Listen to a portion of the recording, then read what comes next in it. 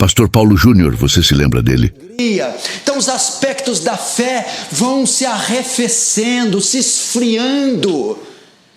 Nós perdemos o compromisso, ou perdemos de vista a nossa responsabilidade com Deus, a nossa responsabilidade quanto ao reino, o nosso zelo quanto à santidade. Vamos baixando a guarda, nos tornando carnais, sensuais, cobiçosos, vamos nos misturando com o mundo, nos amalgamando ao mundo e sem perceber vamos nos moldando à imagem e semelhança do mundo. Perdemos ali a nossa responsabilidade no tocante ao serviço para o reino, o nosso dever de trabalhar pela obra, de evangelizar os perdidos, de contribuir financeiramente, de sustentar a causa, de defender os direitos do reino. Nós vamos deixando essas coisas de lado. Logo o reino de Deus, logo a fé cristã vai tomando um lugar secundário em nossas vidas, superficial, subjetivo, e o nosso interesse, o nosso coração e nossos olhos começam a se voltar para as coisas temporais, para as coisas deste mundo. A igreja assim então perde o seu perfil, perde a sua característica. Deixa de ser uma igreja vibrante, militante, vigorosa, poderosa, entusiasmada, radical, e passa a ser uma igreja religiosa, litúrgica, pragmática. Quando a igreja se encontra nesse estado, no coletivo, ou o cristão se encontra nesse estado, no individual, então faz-se necessário um avivamento. E o avivamento é o quê? Toda a obra no reino de Deus é uma obra sobrenatural. É uma obra do Espírito. É uma obra do Espírito Santo. É o Espírito Santo quem nos estimula a vida cristã, a oração, a santidade. E o Espírito Santo operou ontem, opera hoje, vai operar amanhã. Mas ele opera de forma ordinária. O avivamento é uma obra extraordinária. O Dr. Martyn Lloyd-Jones diz que o avivamento faz em 5 minutos o que estamos buscando há anos. O avivamento é uma invasão do Espírito Santo, um derramar do Espírito Santo em uma porção, em uma medida muito maior. É quando a igreja é visitada por Deus, é quando aquele tsunami da graça passa, é quando aquela inundação do Espírito vem, é quando aquele furacão de Deus passa pela comunidade ou passa pelo indivíduo e o enche, e o desperta, e ele volta então ao seu primeiro amor, ele volta então a ter uma vida radical, uma vida forte, uma vida frutífera.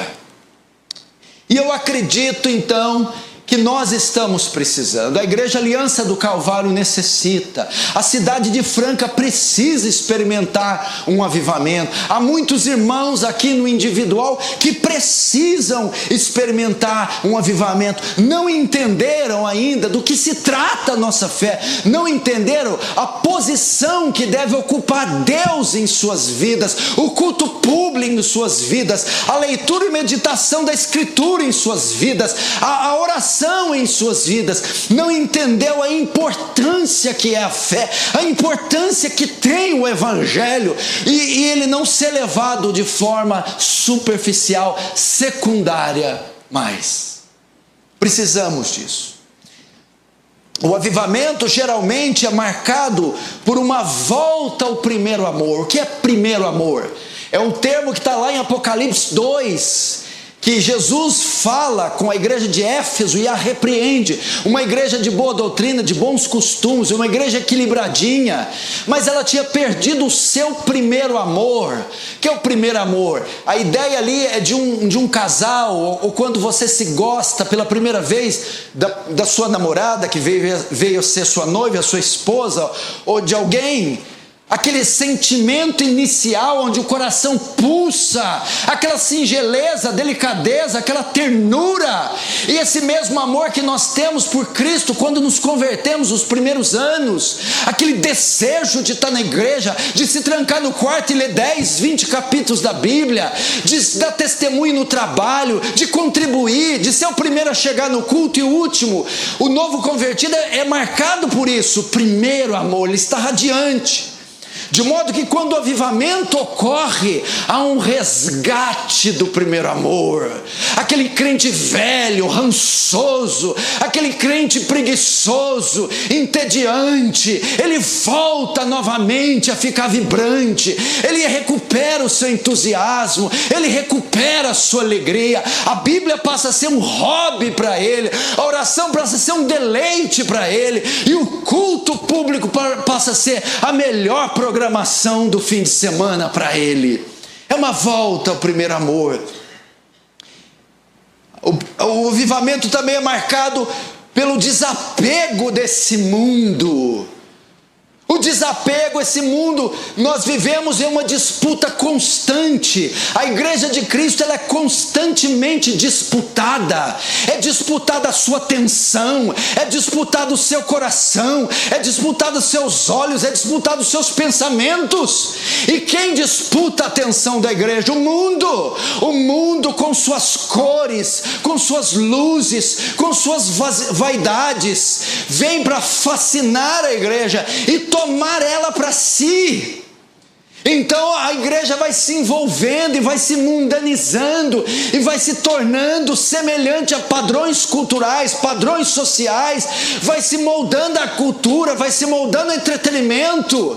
Quando há um avivamento, há um desapego das coisas do mundo, há um desapego dessa cultura, da sensualidade, dos modismos, da ganância, dessas coisas que iludem e ludibriam os homens, as quais a igreja de hoje está afundada, está até o pescoço envolvida no mundo. Mas o avivamento tira o mundo, há um desapego de coisas materiais, há um desapego de dinheiro, de fortuna, de tesouros materiais, há um desapego das vaidades, há um desapego dessas coisas, e os olhos então passam a estar voltados somente ao Senhor. Há um desapego do mundo e há um apego em Cristo, há um desapego das coisas materiais e um apego às coisas espirituais.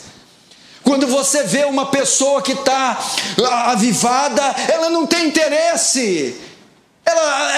Ela não se veste com a melhor roupa, mas não é porque ela não tem condição, ela não tem olhos para isso. Ela não tem o melhor carro, mas às vezes não é porque ela não tem condições. Os olhos dela não estão nisso. Ela tem chance de se enriquecer mais, se trabalhar mais, mas os olhos dela não estão nisso. Ela quer Cristo, quer vestir-se como Cristo, falar como Cristo, quer parecer como Cristo. Então tudo que faz ela se apartar de Cristo, ela desapega, ela deixa, ela desiste.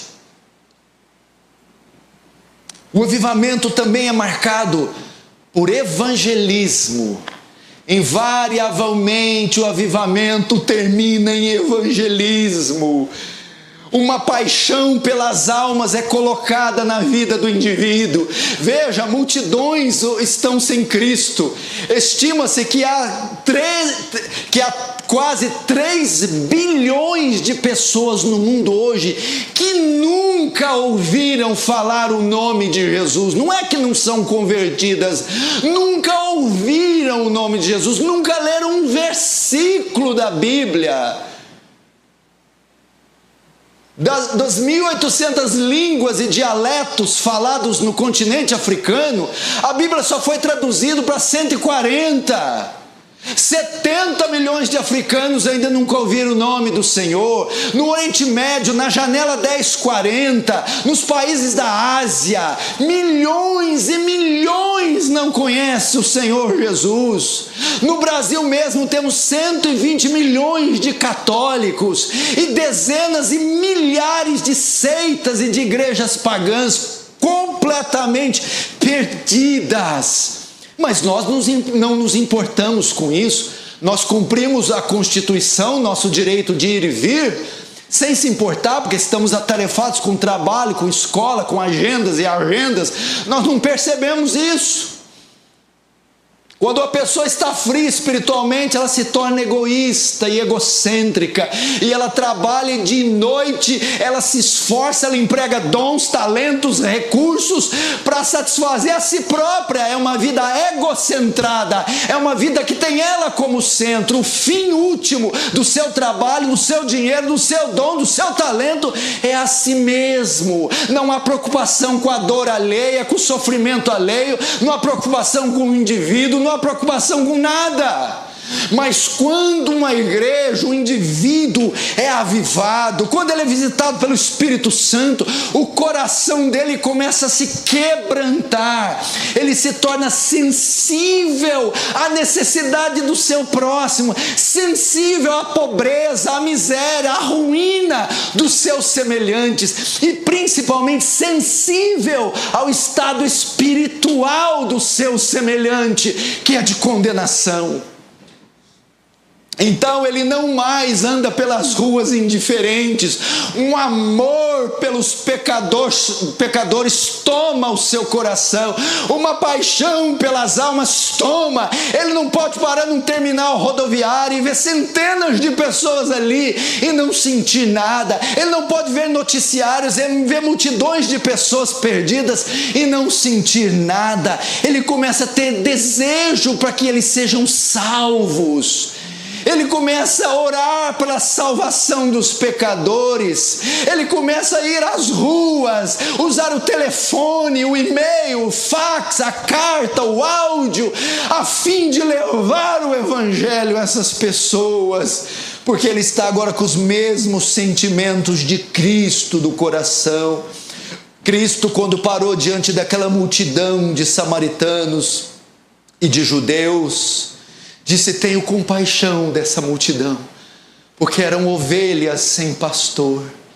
Jesus, depois de ter passado por Sicar e andado um sol escaldante do meio-dia, por volta das 3 da tarde, os seus discípulos diziam: mestre, come. Até aquela hora Jesus não havia comido, e Jesus, que era um ser completamente avivado, diz: uma comida tenho para comer que vocês não podem me dar. A minha comida é fazer a vontade daquele que me chamou e realizar a sua obra. A minha comida, o meu pão é pregar o evangelho, é salvar pecadores. É isso que o avivamento faz. Você volta para a sala de aula e não fica mais indiferente com aquela dezena de alunos perdidos. Você volta para a escola e não fica mais indiferente com aquela universidade inteira perdida. Você vai no seu trabalho e não fica mais satisfeito em ver aquela repartição toda perdida. Você se incomoda, aquilo mexe com você, aquilo mexe com as suas entranhas. E é isso, meu irmão. Precisamos disso. Qual a última vez que você gravou um áudio para alguém com o fim de evangelizá-lo? Qual a última vez que você chorou pela sua mãe que é ímpia, chorou pelos seus filhos que são ímpios, chorou pela cidade de Franca, pelo seu bairro, pelos seus vizinhos? Qual a última vez que você se preocupou em levar o evangelho? Qual a última vez, meu irmão? Qual a última vez? O avivamento também é marcado não só por uma paixão pelo evangelismo, mas também paixão pela pureza. Meu irmão, à medida que uma igreja vai se esfriando, que um cristão vai se esfriando, pecados outrora não tolerados passam a ser tolerados, começa a haver coleção de pecados. pecados de estimação, sensualidade, depravação, mentiras, palavrões, roupas sensuais, programas indevidos, dinheiros ilícitos, papéis ilícitos, amizades ilícitas. Está o seu coração. Mas como eu sei onde está o meu tesouro para saber onde está o meu coração? Jesus prossegue: os olhos são a candeia do corpo. É onde estão os seus olhos, aí está o seu tesouro, então aí está o seu coração.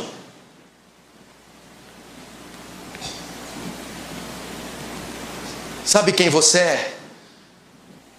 Aquilo que mais ocupa os seus pensamentos. Esse é você. Sabe quem que você ama de verdade? É aquilo que mais ocupa o seu coração. Não é o que você fala. É aquilo com que a maior parte do tempo você gasta seus pensamentos. É onde os seus olhos estão voltados. Pureza. Pureza. Onde seus olhos estão voltados. O primeiro amor, meu irmão, não é marcado só por isso também. Ele é marcado por um desejo de conhecer as Escrituras.